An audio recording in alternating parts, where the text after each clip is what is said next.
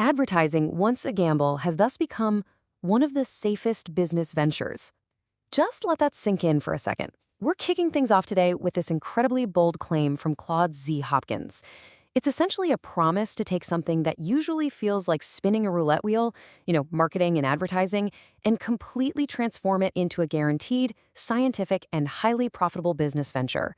So I've got to ask you, do you know exactly what your advertising is returning right now, or are you kind of just guessing?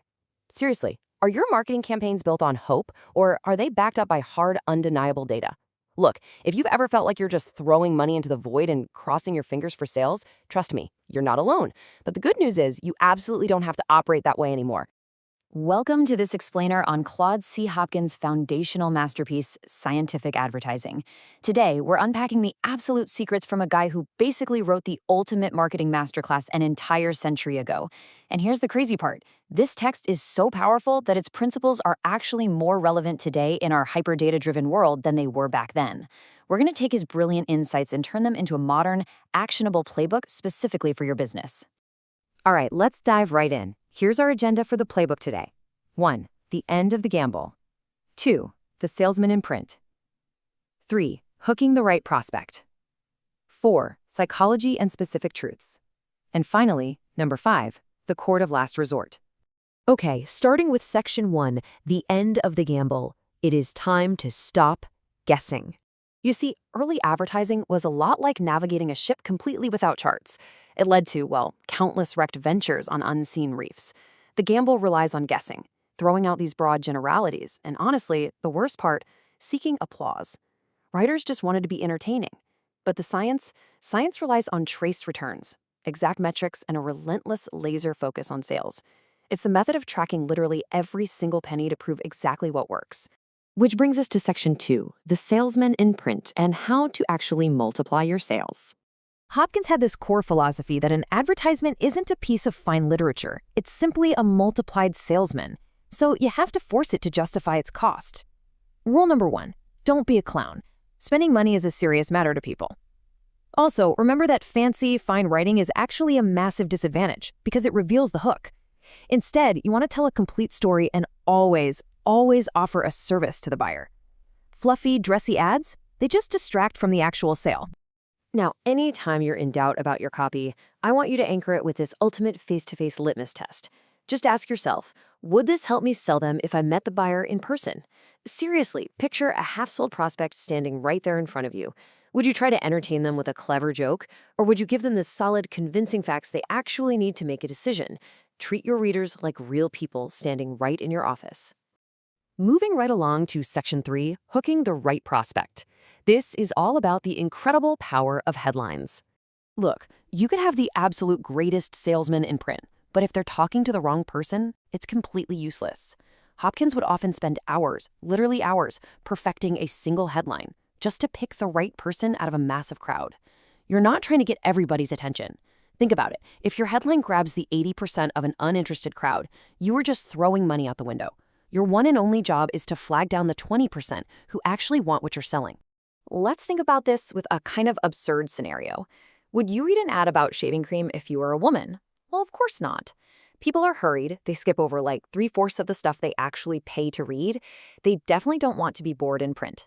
So your headline has to instantly, clearly, and loudly hail the specific person you can actually profit from and completely ignore everybody else. All right, let's hit section 4, psychology and specific truths. Human nature really hasn't changed since the days of Caesar, right? And one fixed rule is that general platitudes just roll off human understanding like water off a duck's back. Think about it. Everyone claims to have the lowest prices in America. It's generic, and we all naturally discount it. But Hopkins tells the story of a mail-order advertiser who changed his headline to, "Our net profit is 3%. Boom. That is a specific, undeniable fact. It proved prices were at the absolute minimum, and guess what? His business saw a completely sensational increase. Here's another incredible example of the power of specifics. The number 250. A new shaving soap entered a fiercely competitive, almost impossible market. But instead of lazily claiming it produced abundant lather, yawn, the ad stated the specific fact that the soap multiplies itself in lather 250 times. It totally dominated the market because specific facts carry their full weight and effect. You just can't argue with 250. Or how about 78? A safety razor company wanted to advertise quick shaves.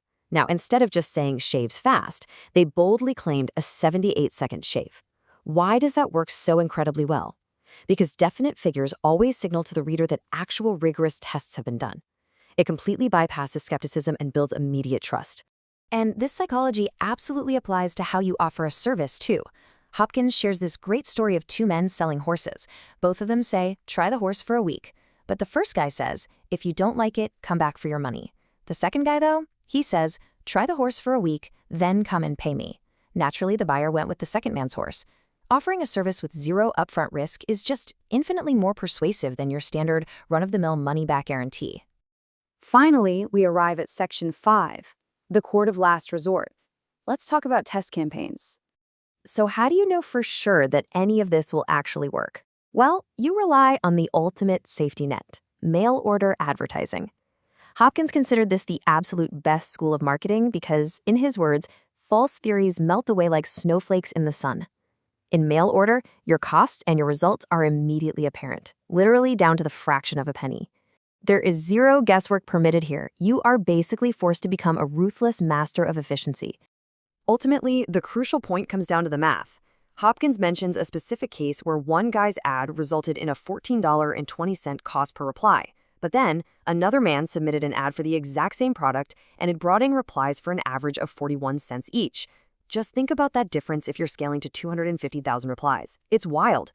Untested advertising is just an arrogant, expensive guess that can literally cost you 35 times more than is necessary.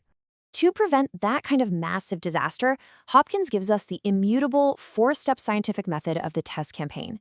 Step 1, launch your idea in 4 or 5 average test towns. Step 2, track the exact cost per customer using keyed coupons. Step 3, wait and measure if those customers make repeat purchases so you can see exactly when the profit actually comes back. And step 4, once the math proves out, scale safely. By risking just a few $1,000s up front, you can absolutely, scientifically predict what millions of people are going to do. Which leaves us with this final empowering thought to take away today. If an ad can't prove it paid for itself, why on earth are you running it? Remember, your marketing is not an art project. It is multiplied salesmanship. So strip away the fluff, track your metrics relentlessly, and start treating your advertising like the exact science it was always meant to be.